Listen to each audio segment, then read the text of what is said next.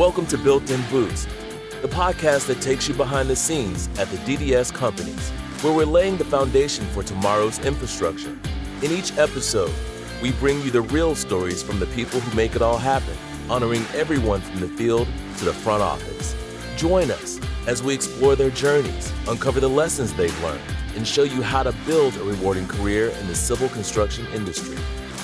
If you're ready to learn from those who've built their success from the ground up, you're in the right place. Let's get started.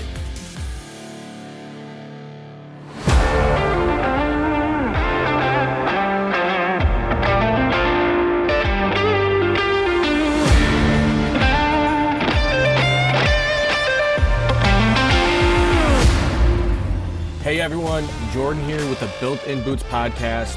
We're capping off our roadshow series with a final stop you absolutely don't want to miss. Today's episode highlights two of our telecom experts, Foreman Frank Gennuso and drill operator Joe Francz, as they reveal the nitty-gritty of directional drilling, fiber optics, and keeping entire communities connected. You'll hear about their teamwork, the challenges they tackle daily, and how we're making strides under our new mission, Masters of the Underground. But don't think the journey ends here. We have plenty more in store. Bigger projects, deeper dives, and new innovations in everything from gas lines to civil engineering to heavy civil construction or cutting-edge fiber installations. So buckle up, because our roadshow series might be crossing the finish line, but the Built-In Boots podcast is only just revving up. So let's get into the final episode of the roadshow series.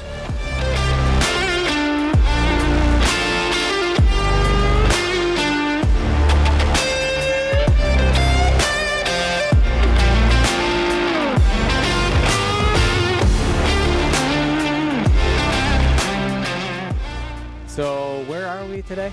Where did we land? We landed in a cul-de-sac in, I think we're in Webster, New York. Webster. Yeah, suburb of Rochester.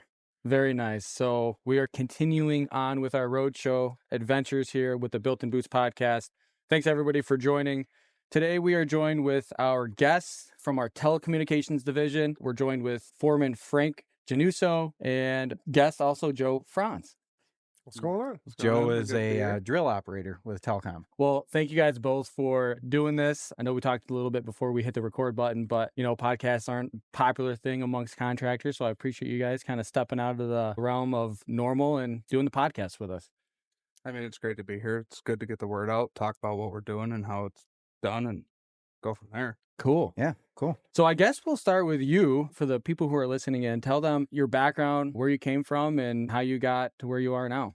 So back in 2018, I was a supervisor for a landscaping company. I managed a bunch of snowplow contracts, and that company decided to close their doors. And that I was greeted with DDS. They brought me in. I came on as a per diem employee just to make it through the winter, get through the snowplow contracts, and continue forward from there. After that, I was given an opportunity with a few of the different divisions here at DDS. I started off with some of the restoration stuff, made it over to the civil side, worked on some projects downtown. Then Telecom needed some help. They asked me to come over.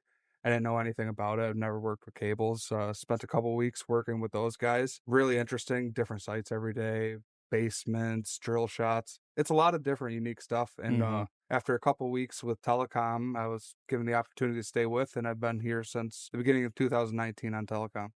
That's an awesome story. I think I'm definitely interested in hearing more about, you know, our telecom group. You guys probably don't know this, but I work on our DDS utilities group out of the Central New York office. I'm the regional manager for those guys. So all I know in the world that I live in is surrounded around gas pipe, basically. Mm-hmm. So I'm excited to have a conversation with you fellas today, because I'm a student here. I want to learn what you guys do, and I think it's a whole new world, and here we are, one company, and I don't know anything about telecommunication work, so I'm excited to learn. How about yourself, Joe? Tell us about where you started and how you got to where you are today. So basically started as a truck driver back in 2000, 13, got my CDLA, wanted to do a couple different jobs, started out doing beer delivery and whatever, ran through the whole list of different types of jobs, and I came across DDS to be a truck driver, dump truck driver. Came over probably 2020, ran dump truck for a year and a half, saw one of the brand new Macs rolling in when they started building them, and I told one of the mechanics I wanted to drive it. He That's said, awesome. go over, talk to Mike Jensen back in the day, and said, all right, well, we need a drill operator. What do you got? See what you want to do, work. And I said, I just mainly need to work full year. I need to work throughout the winter because they Yeah. would lay off every year. Just started drilling, got with Frank. Frank taught me a lot about drilling and basically everything when it comes to telecommunications. It's no different than gas, really, when it comes to the drilling standpoint. Yeah. I've done gas, I've done telecommunications, and it's just the same thing. You drill out, you hook up pipe, you pull back. That's right. Frank, for the people that are listening in, treat me as like a first grader, dude. Like, talk to me about what is telecommunication work. I know it consists of below ground, above ground work, but really give us like on a program level what you guys are doing, high level stuff, and then maybe give us some insight to what that work actually looks like. So as far as telecom for DDS goes, it's kind of a wide range. I mean, we have internal guys that are working running Cat6 wires, which are like the phone jack plugs in hospital operating rooms, to us underground guys where primarily our most part we're drilling. It's installing conduit underground, building infrastructure for neighborhoods. But we go as far as working in manholes, installing cables through there, feeding multiple buildings, multiple customers, servicing area. We also have splicers who work on splicing cables, which is fusing glass together, or as Matt Musis likes to call it, bending light. Oh, that's a There we famous go. term. That is a famous term. Bending light. So it's a wide range. I guess if I had to break it down simple, we build infrastructure, we put pipe in the ground, we pull cables, and it's really about it. So if I'm driving down the road and I see those green boxes sticking up, is that what you guys put in? Those, we call them pedestals or whatever. Yeah, so it's a generic term to just say green pedestal because there's electric. We do utility work as far as electric goes and stuff like that. But for the most part, when you're in a neighborhood and you've got the nice front lawn and there's the boxes over on the corner close to the edge, that's all your communication cables. Basically, we're installing those, we're running those services to the houses, so on and so forth, as well as stuff you don't see in the backgrounds. What's on top of the building downtown? What's the cell tower inside the trees off in an acre of woods? What's the small cell inside a church steeple that you'll never see? So there's a lot of behind the scenes stuff you never get to see or really never get a grasp or understanding of what's really going on. Yeah. But for the most part, everything's got to be connected somewhere. It's got to go back somewhere. It has to begin somewhere. So from there, we build infrastructure out from there, spanning across Rochester, Syracuse, Buffalo. Yeah. All over, huh? Yeah, and that's really cool. I think that a lot of times when I go to a school or something like that, I take a splice box with me, aerial splice box, and I kind of show how that fiber optic splice looks inside that case. And a lot of times I think the statement that goes the furthest is, hey, you know how you play with that guy on Xbox from like halfway around the world? This is what makes that happen. These cables are what runs to your house. That's what makes all that work so that you can actually have those communications, be able to use the internet and the TV and everything else. Yeah, a lot of your people, Wi-Fi at home wouldn't work without this. they plug in the router and they don't understand what it takes to make that router run. How much miles of cable and underground, aerial, on poles that it takes to get that there. Exactly. Again, it does seem to really resonate with the kids, especially when you start talking about, hey, your Xbox works off of this or your PS5 works off of this or whatever. That seems to really hit home. Just hearing about you guys' story, and I just wanted to touch on that a little bit. You both started other places other than telecom. When you came in here, you both were doing other things. You were able to transition over to telecom, and you've kind of made a pretty good niche for yourself. Both of you. You've got your jobs lined up. You've got your support guys. What is unique for DDS that a lot of other companies don't have? That they just don't have that breadth. They don't have that ability. They don't have all these other divisions under one roof where a guy can say, hey, I'd really like to work year round. Is there a way that I can transition over here and be able to do that? It's something that's unique. Yeah, for sure. I feel like we're really lucky to have that capability in-house. Yeah, the diversity that comes through DDS is, one, really exciting, and two, it's really promising for not only just as like a person with a family, job security. There's so many options. There's so many other skills to learn and everything else. You're not stuck in one corner to just try and figure that out. There's avenues, there's pathways you can grab a hold of and really take and harness what you enjoy and what you like. Like where I started and where I am now are not the same, and I want to change where I am now. Yeah, that's Right. awesome. And, with Joe, you've drilled for not only telecom, but also natural gas. Yep. And that required you to get some additional trainings and Get things your like op that, quals. get your op quals and keep up with all that stuff too. So I feel like that's kind of cool that you guys can cross train back and forth and be able to do those sorts of things. Go gas, electric. Yeah. Electric, you get into pulling 2 4-inch, got to start using reamers, and then Right. it gets a little more interesting. Yeah, it gets really super technical for sure. Yeah. So, Joe, I'm interested in getting into learning how you got to where you are today, where you're running a drill to that level of capacity.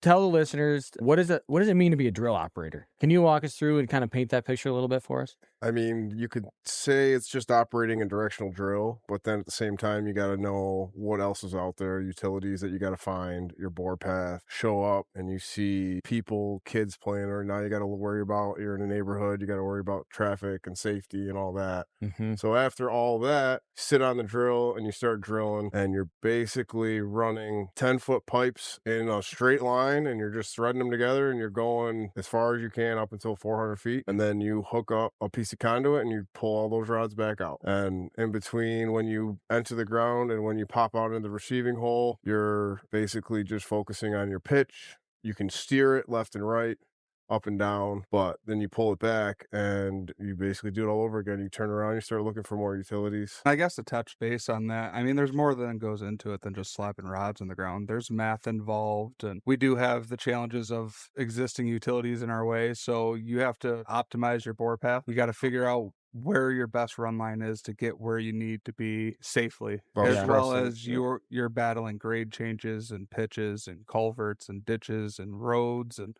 there's a lot more into it than point and shoot. Yeah.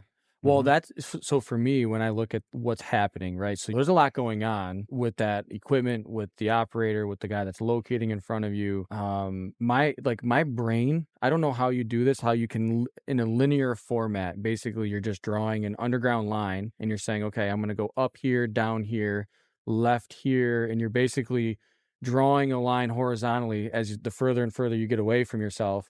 As you're sitting there drilling. I mean, from the eyes of an operator, can you explain that, how that works? It obviously takes time, but it's all like pre-planning. So you don't want to, these rods are 10 feet long. They do not bend like you think they would. I mean, we can drill around this cul-de-sac for the most part, but you're predicting your next move. So you're kind of pushing. It may not be where you want it at the time, but you have to kind of give it faith and kind of drill it into where it needs to be. You're always 2 rods ahead of yourself. A lot of the time you're predicting your next move. Okay, so the 2 rods, so you're saying those rod lengths are 10 feet. So you got to be making your move 20 feet before you need to be there, so to speak. So let's just say you're going to cross a gas utility. You're running at 30-inch depth, or that utility's at 30 inches. You need to run at, what's the typical depth? Well, you want at least 1 foot of clearance off whatever utility you're crossing. This is just your buffer, your safe zone. Protect the utility, protect yourself. So if that utility is at 30 inches and we're running a 30-inch bore and that's our proposed bore plan, we need to go around that. 20 to 30 feet back, you're going to start preparing yourself to come down to make sure you're 3.5 foot to clear underneath that utility. Give yourself that 1 foot buffer. Yep. So you're preparing because you don't want to push too hard. You end up creating a snake. You're chasing yourself all over. So if you're prepared ahead and you slowly come down, you level out, slowly come back up, the smoother you are, the easier everything's going to be. How long did it take you to learn how to do that? Still learning. Still learning? Yep. I mean, to get the hang of it, probably, a year. Wow. Just to kind of figure out. I mean, there's always going to be ground you go out there and it's going to be harder than the last time you drilled. And I'm going to be sitting there looking at myself like, I don't know what to do. But it's patience, and it's just try to remember what you did last time. And a lot of the harder grounds is you're drilling and then you're pulling back, you're clearing out the debris or all the dirt and the rock, and then you're going back in and drilling more. Yeah. But it takes time. I mean, there's always going to be something different. There's going to be a big rock that I just decided to drill into. That just came out of nowhere, happened to be right in my bore path. Yeah, I mean, yard to yard is different. It's tricky. I mean, you could be in clay in one yard, you hit the next yard, you're in pure hard pack, and you got cobble bouncing you around, or you get in these gravelly situations, and it's yard to yard. It's not like once you got it figured out in a neighborhood, you're good to go. or it's not like you've been drilling for 3 years and you've been in every ground there is, and you know. Every corner you turn, it's a new situation. There's new utilities, there's new obstacles, you just never know. Yeah. So I always tell like the drill operators, once you think you got it figured out, you'll start over again. Mm-hmm. It's a good mentality to have as you're trying to maintain your own level of progression as you hone in and master the craft of it, because you got to stay humble, because as soon as you think you got it, something's going to happen. You're going to get humbled if you don't stay humbled. And it's tough too, because we'll go out like here, it's been kind of tough on us. And then we'll go into another area where it'll be all sand, and I'll be like, oh, this is nice. We can get some footage in. And then we'll finish that up and go to a hard spot. And I probably would be able to handle that next spot better if we left here and went straight there versus getting a little slack running in sand. The earth will humble you quick. So you kind of got to keep the same mentality of just drill like it's always hard. Yeah. And not get complacent. If you were to give some advice to somebody that would be interested in drilling or learning to become a drill operator, what are some of the technical skills you might need to have, and even qualifications? Like you mean like the CDL probably is the thing, but walk somebody who might be interested. What advice would you give them? I mean, simple math, the rise over run. You go 10 feet. If you change it at 10% down over 10 feet, you're going to gain a foot in depth. So if you keep that mentality everywhere you go, you can split it. You can do different distances. So 5 foot, and it's all exact. We've tested it. It's always the same thing every time, as long as you're doing your calibration. I mean, I guess as far as trying to pull in someone from the outside to someone who would possibly be interested in the drilling world, basic mechanical knowledge as far as a love for equipment and a base knowledge as far as how components work, stuff like that. If that's something you're passionate about, the drill is a challenging thing. There's multiple levers, buttons, joysticks, moving parts. So your heavy equipment operators, you're not tracked, you're not wheeled, you're not driving all around a job site. You're stationary for the most part, but you're running a piece of equipment like you've never seen before. Oh, yeah. When I was watching you, Joe, earlier, you were incredibly focused. Yeah. Like you were dialed in. I was just like amazed at how much focus you had just to push. And you only had to push, 20 feet to get into by the time I got here today. And so even just that, you were like incredibly focused. Just got to watch the screen. Sometimes you'll push it and it won't go where you want. Sometimes it'll go a little farther than you want. It just depends on the ground. I've even noticed after it rained a little bit, it kind of helps a little. I mean, if it's dry clay versus wet clay's easier to drill, and dry clay's not very fun. Yeah, it's taking all your water basically. And so if it's already saturated, then you don't have to use as much. Yeah. Cool. Well, I think that is an awesome trade and craft, that skill set alone is incredible. Frank, do you know how to operate drill? I mean, looking at it from a foreman perspective, is there anything on this job that you can't do? Luckily for me, when I came in, I ground up. So it's not like I walked into a cozy position. Everything we have here on the telecom side, I've had to be immersed into and learn. And luckily, I've had great teachers along the way. I mean, my foreman before I moved up, is still with the companies. He's now my project manager. So I always have him to turn to when I still have questions. But I had great teachers along the way. Got my hands kind of immersed into everything. Got to pick little bits as I went along the way. I guess the only thing I really don't have much knowledge in, because someone won't let me, is splicing. Oh, okay. I haven't gotten to do much splicing. I've done a little bit here and there.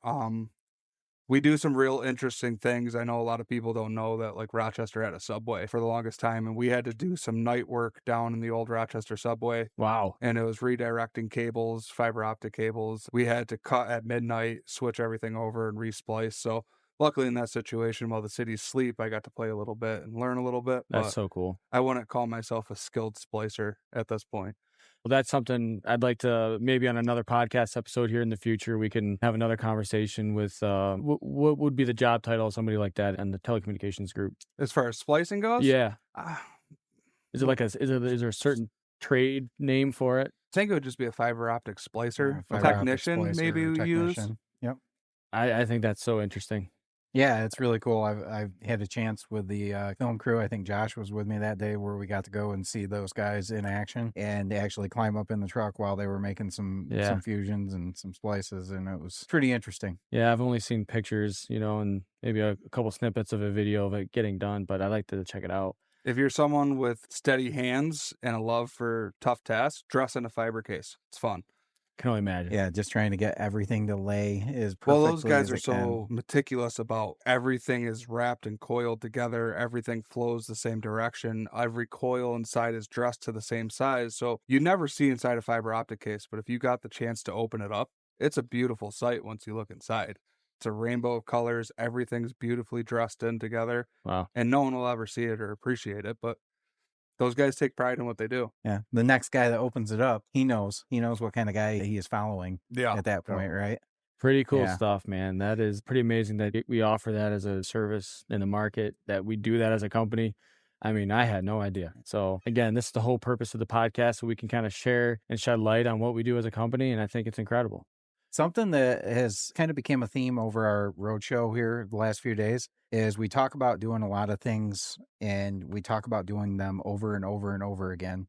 The real craftsmen are the guys that do them over and over and over again perfectly every single time, and being able to get that out of folks. Oh, for That, sure. I think that's a really important part. Oh, definitely. Whether it's, putting in a gas line. We watched a electrical vault get installed on a civil job this week. We visited Telecom this week, and every single time, you guys are doing a drill shot, there's a quality expectation there, and you're going to hit that quality goal, right? And you're going to take care of people's yards. The resto crew is going to come back, make it like we were never even there. I think Charlotte mentioned that in one of our earlier episodes as well. Yeah. All those pieces have to come together in order to have a quality job. Well With said. that, though, kind of talking through that, what would you guys recommend? Somebody that's coming in brand new to the industry, what would you say to them? A guy coming out of high school or something like that. What are like those key things that they've got to do really well in order to make it up the line and get promoted and get into those seats that you're in? I mean, it's simple. You just want to learn. You just come in and you want to be motivated, and you want to learn everything you possibly can. Right? That's it. Don't ever take someone and tell them you don't want to figure that out, because it's probably the guy that's going to help you the most. Yeah, and I wouldn't say the underground world is risk-free fun. You got to be detail-oriented. You got to be focused, and you got to have the want to learn. We're working a lot around live gas, live electric. These are things that ultimately, if you don't take the right precautions, they can hurt you. Oh, yeah. But Right. we set ourselves up with good safety equipment and good knowledge of what we're dealing with to protect ourselves from putting ourselves in a harmful situation. So attention to detail, willingness to learn, got to be like a sponge.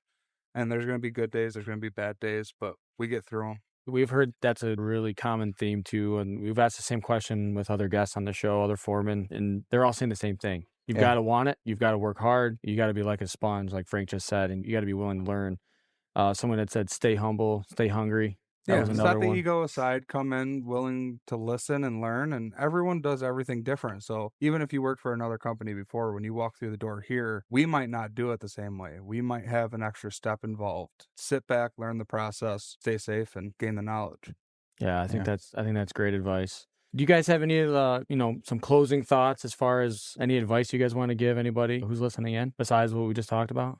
Advice as far as getting into this world, we work outside. Come prepared. Dress warm. We're on remote sites. There's not a food truck that shows up every day. There is not a magical little umbrella that follows you around when it rains. Like I said, there's good days, there's bad days. Hug in tight, enjoy the ride, and soak up some knowledge. But once you harness the skills and you really learn what's going on and you start getting good at stuff, there is a lot of fun to be had out here. We're not goofing off, we're not joking around, but every day we're in a different neighborhood, we're in a different situation, we're doing different work. And even if we're drilling in Webster today and Buffalo tomorrow, different sceneries, different jobs, it's different every day. You're learning something new every day, you're seeing something new every day. Yeah, it's so cool. I love that.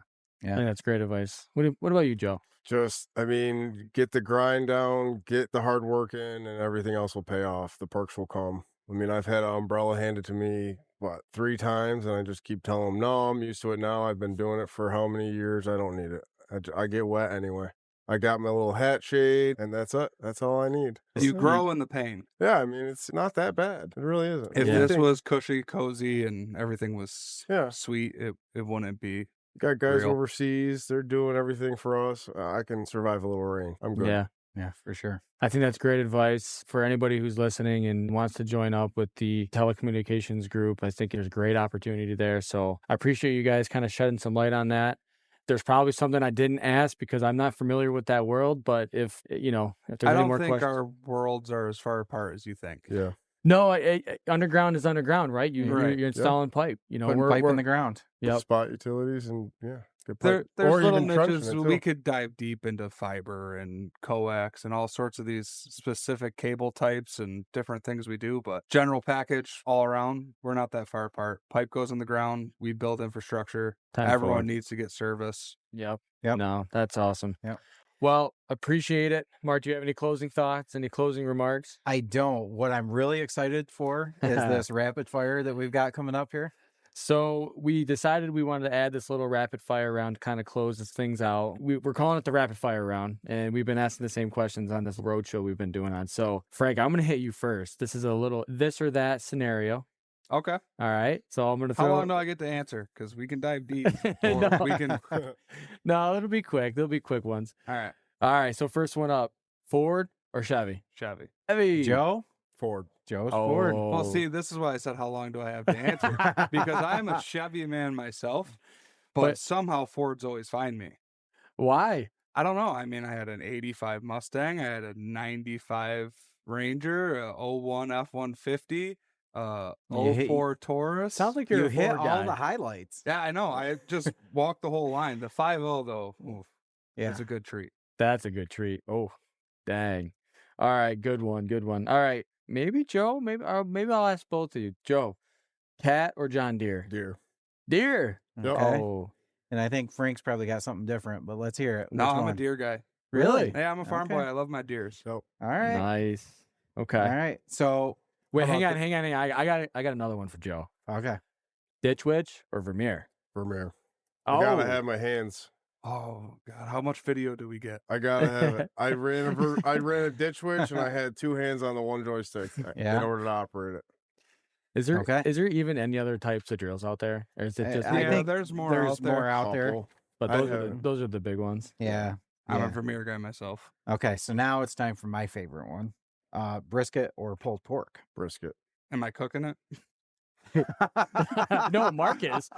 Mark's cooking it. I'm a brisket guy. Yeah, Brisket. all things being equal, yes, it would be me cooking it at this point because everybody else has looked at me and, well, as long as you're cooking it. Yeah. What? All right. I'll bring so, you beers.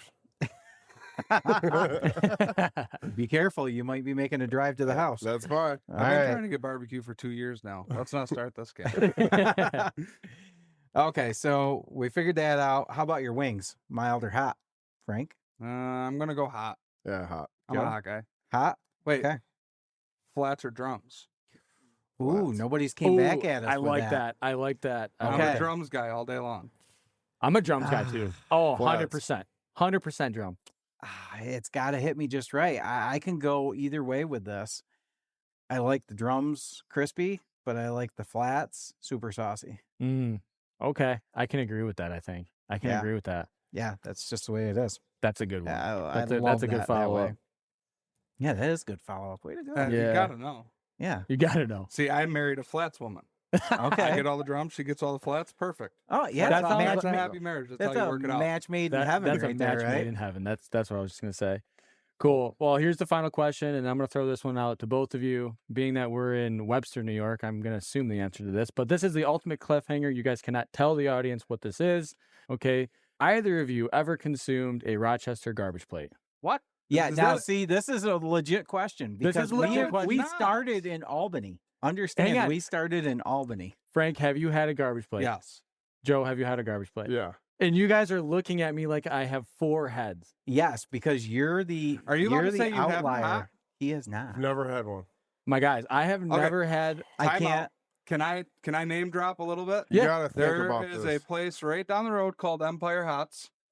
They will stack you with a to-go box full of more food than you can possibly consume. Oh, I'm going to be so full. Oh, God. You will enjoy yourself, we'll say, and the bathroom later probably because it's your first time. But if you haven't indulged in a garbage plate, you can't say you're from New York. It's just Wow. No. What? It's a what? delicacy. What? You are You right. got this is that's like being in New York and saying you've never had a Zweigel hot dog. Actually, are you East? Well, I grew up in Utica, so I can throw some food. So you're a Hoffman's guy, probably? Dude, all right, so let me throw this at you then. Have you guys ever heard of tomato pie? Yes. Yes. No. No. Yes. No. Yes? Yes. Okay. And I have had how it from Utica. about Utica greens? No. No. Is How that about just- chicken riggies? Yes. Yes. Everyone's heard of Really? chicken Okay. riggies. Okay. Those are Garbage plate does not exist anywhere else besides Rochester. Swear to God. Never heard of it. people. We've had a mixed bag, really, and I kind of consider myself a little bit of a foodie. I enjoy a lot of different cuisine, and I thought a garbage plate was like a pretty common thing. Yeah, I mean, And it blew my mind, especially when this guy comes out and says, I I've mean, never had one. I've been as far as Potsdam, and I've had a garbage plate. Yeah.